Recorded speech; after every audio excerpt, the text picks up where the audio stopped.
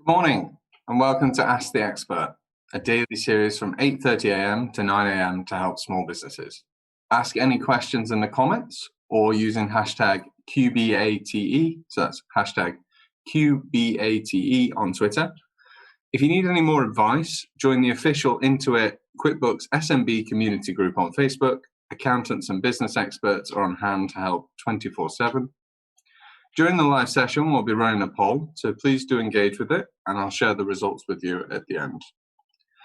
I'm Luke Bath. I'm one of the partners at the accountancy firm Alliotts. Alliotts is a medium-sized accountancy firm, and we have offices in both central London and Guildford. So we're a full-service firm, apart from insolvency. There's approximately 100 members of staff, 13 partners, and we've all been working from home since the 23rd of March. Currently got no plans to open up our offices, at least for a couple of months. We're all set up with Office 365, remote servers, etc. So we've been relatively unaffected by the shift to working from home permanently. What makes us special for a firm of our size is around 40 years ago, Alliotts was one of the founding members of an international alliance. It used to be called Alliott Group, which has recently been rebranded to Alliotts Global Alliance, which is a network of over 180 independent lawyers and accountancy firms in over 75 countries. So because of that, what it means is a lot of our clients have an international element to their business or are international in nature. So for example, they might trade overseas, they have branches in different countries, or they trade in multiple currencies in different locations, or they're part of a multinational group. Excuse me. My particular specialisms myself, they're outsourcing and corporate finance. So outsourcing for Alliotts, that means where we essentially run your finance department to a greater or lesser extent. So that works, well, I find that works particularly well for young, growing businesses. It can work for established businesses too, but generally where it's cost effective to not hire a full in-house team of accountants or bookkeepers. And it means you get constant access then to a qualified accountant, a firm of accountants, and you're constantly having those conversations, and I find that advice really helps those businesses. So corporate finance is assisting with the purchase and sales of businesses, things like valuations for various purposes, and share option schemes. So just before we dive into the questions from you guys, I just wanted to quickly discuss research and development tax credits, also called R&D tax credits, which is a very generous relief that's offered by HMRC. So the basic idea behind R&D tax credits, or the schemes, is to support companies that work on innovative projects. So it's a key government tax incentive to encourage companies to invest in R&D. So there are a number of key conditions you have to meet to qualify for R&D, such as it's important that the R&D project represents a practical advance in science or technology. And so things like advances in theoretical fields don't qualify. The project may research or develop a new product or process, but doesn't necessarily, or it may improve an existing one. And it must be an advance in your overall field and not just your business. So for example, it can't be something that already exists, but you're just applying it in your business or your sector. If a project also qualifies as an advance if it's developed by another company, but it's not publicly known about. So if someone else has developed it, but then it was never released for whatever reason, or it wasn't available, and you develop a similar product, that may qualify. And there has to be some element of uncertainty about the area of your project. So there has to be scientific or technological uncertainty. So they're the definitions really of what R&D is, and that may make it sound like there are very few companies that can take advantage of the scheme. However, it may surprise you to learn, we have many clients that submit R&D claims.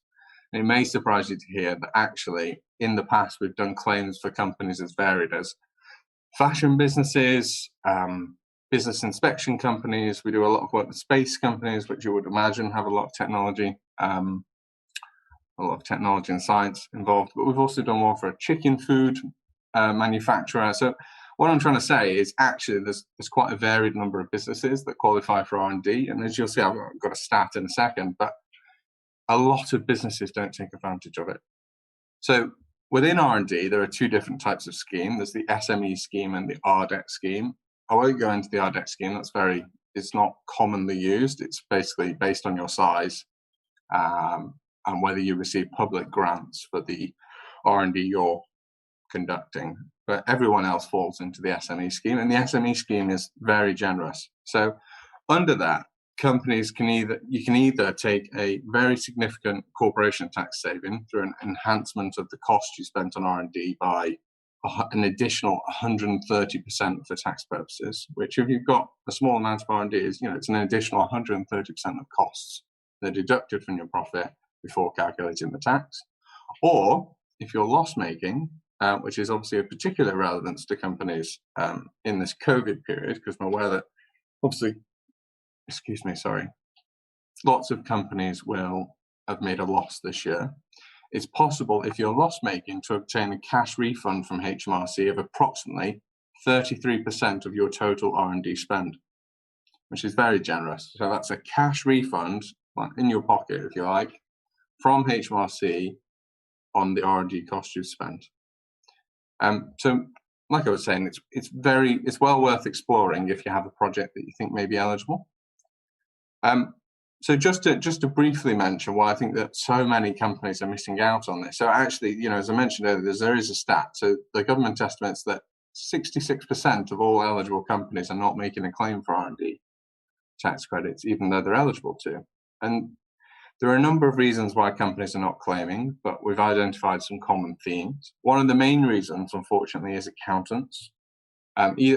Also the client may not be aware, but mainly the accountant. So either the accountant doesn't know about R&D, which unfortunately happens quite often, so they don't know to look out for or suggest a claim, or it might be that the accountant doesn't have enough knowledge about the R&D scheme, or it's quite small, and so they don't want to make a claim, or they don't know how to make an accurate claim.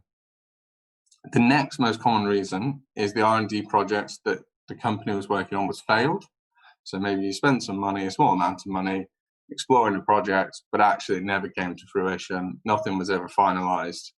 And it's a myth that wouldn't make you eligible to claim for R&D. So just because you didn't overcome the uncertainty and develop your product or process, that doesn't mean that you aren't eligible for the additional tax relief. So as long as you meet all the other criteria, then failed innovations or failed projects still can be claimed for.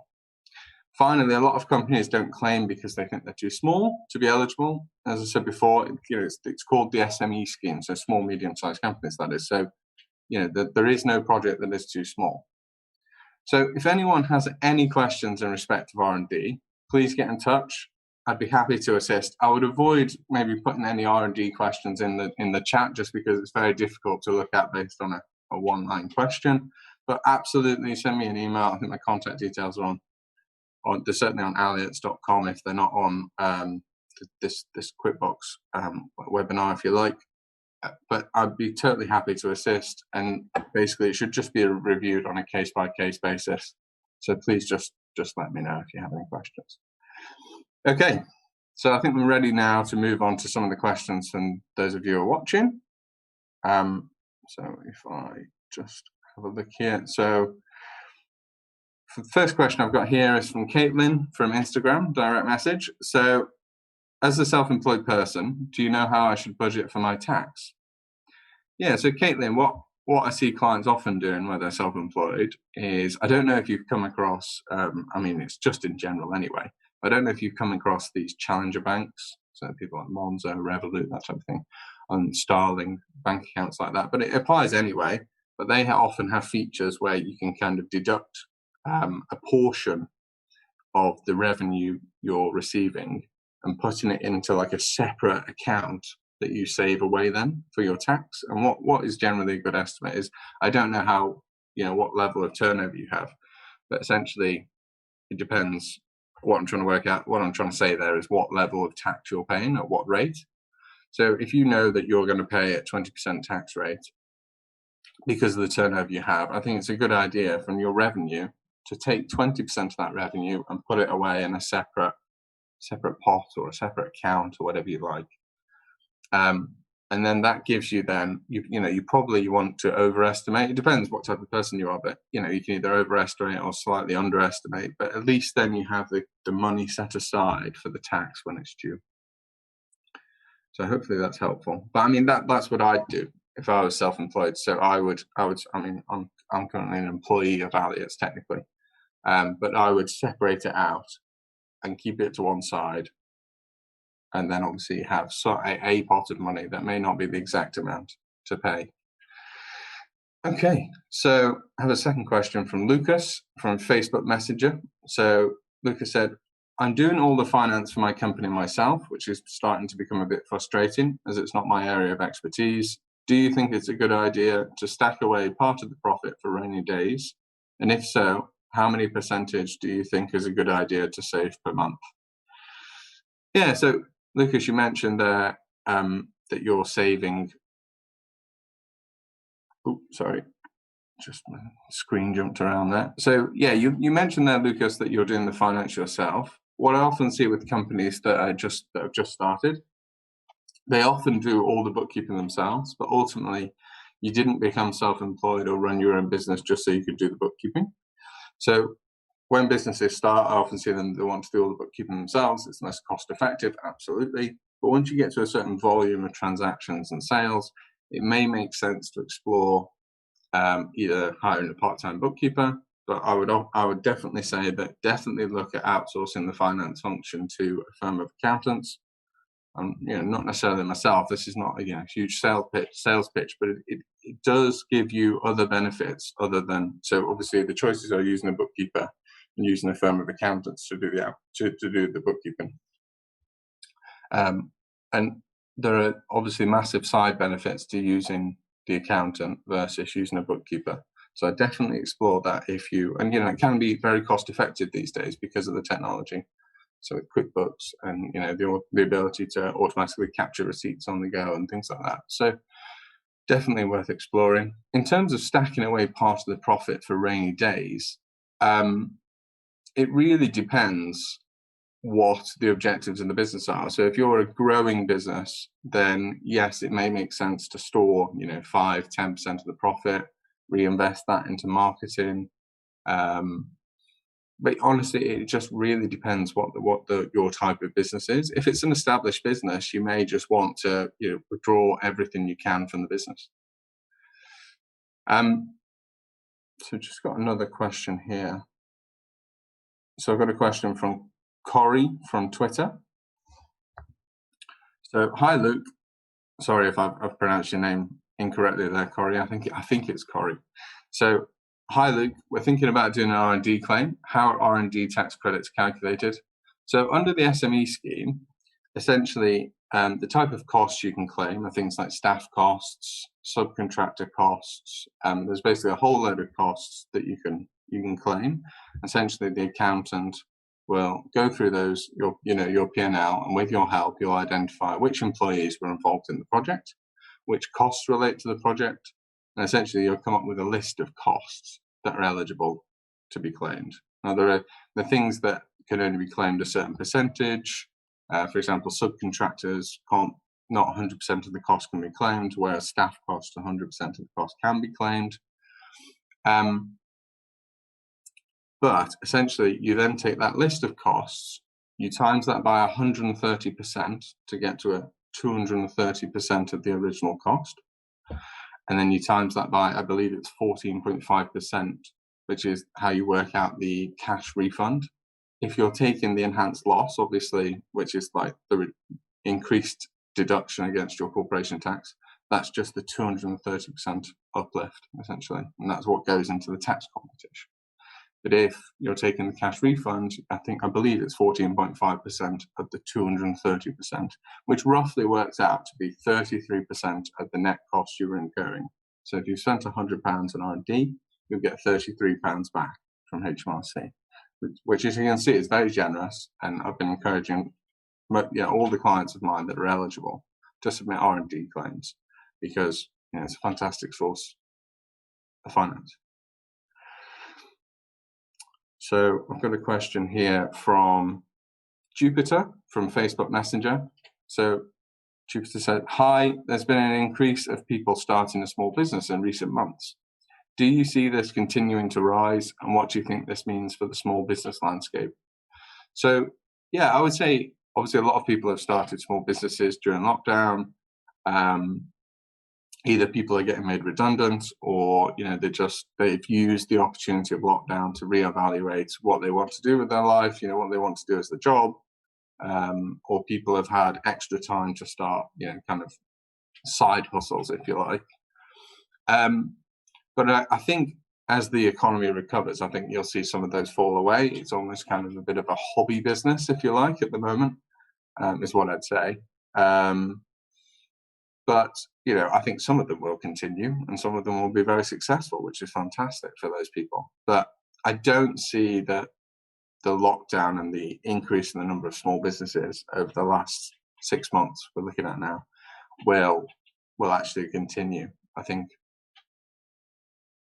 it'll just, people will go back to their jobs, people will start new jobs, and those jobs will kind of disappear away. Those small businesses will disappear away, is what I would anticipate. So hopefully that answers your question. So we've got a question here from Alicia from Facebook Messenger. So, good morning. I was laid off due to the pandemic and decided to start my own company. I've developed the business idea earlier, but decided 2 months ago it's time to go for it. What's your advice on projecting cash flow when I've barely generated any income? So this is a great question, Alicia. So cash flow is very difficult to estimate, but honestly, the business owner is in the best position to guess that.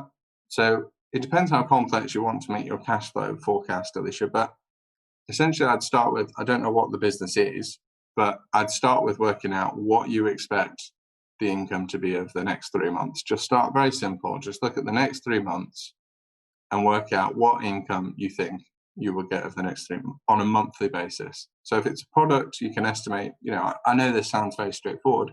You take the sales price of the product, you times it by the number of sales you think you're going to have, and just put in a monthly estimate. And I mean, that may be wildly inaccurate, but at least it gives you something to go on. And the thing is, after the first few weeks, you'll have a better idea of what the sales are going to be, and you can update. So at least you're going to have something on Excel. So I would do it on Excel. So essentially just have 3 columns, and at the top you've got your income. You can even do formulas to say, well, it's the product sales price times by the number of units you're going to sell. And then below, just try and do a cash estimate of what you're going to spend on all your costs. So, for example, products, whatever products you're going to need to buy, rent if you're thinking of taking a premises. I don't know if it's a shop, for example. Marketing costs. Marketing costs is a big one, but you can definitely estimate that quite accurately. I mean, it's just essentially how much you're willing to spend. Accountancy costs, any legal cost you have, and if you need any terms and conditions and things like that. Website costs, and I think almost on the cost you'll have a better idea, because obviously you've agreed to those services, so you know what you're going to pay for those services. And then essentially with the sales, just project the first 3 months at first, and see. After the first month, first few weeks, you'll have a better idea of what the income's going to be, and then you can project forward. You can project forward for a longer period, and then I think once you've had maybe 6 months of trading, if it's the business is going, looks like it's going to be a success, then I would say start to use bookkeeping software like QuickBooks. Once you start recording all the information in QuickBooks, you can then start to use tools. So one tool that I like to use is called Fluidly. And essentially what that gives you is, it gives you in fact, if you work with us, and most accountants actually, they will be able to give you access to a free 90-day forecast that Fluidly does based on your historic data. And what that does is that gives you a cash position over the next 90 days, which you can manually override and all this type of thing. But then you can get into a more complex kind of forecasting methodology. And it doesn't take hours to do. It probably takes you half an hour if you want to have a play with it and see what you can run different scenarios based on different sales, etc. But definitely that's worth looking at. That's what I do after a certain period of time. But initially, just look at the cash. Okay, so I've got a question here from Miley from Twitter. So I was thinking about going freelance as a PR expert in the next couple of months, and I was hoping you can explain what the difference between a limited company and a sole trader is. I'm not sure which would be the best fit for me. So, Miley, just in advance, bit of a disclaimer that I'm not an IR35 expert. So IR35 is what IR35 is the thing that the regulations that effectively affects contractors that are billing through a limited company to other companies. So if you're only going to work as one PR company, then you'll fall under the IR35 regulations. And there are more stringent regulations planned to be brought in April, but they've been pushed back to April next year. But certainly, if you are considering that, and you have an accountant, or you want to look it up online, just Google IR35, because that's certainly worth looking at.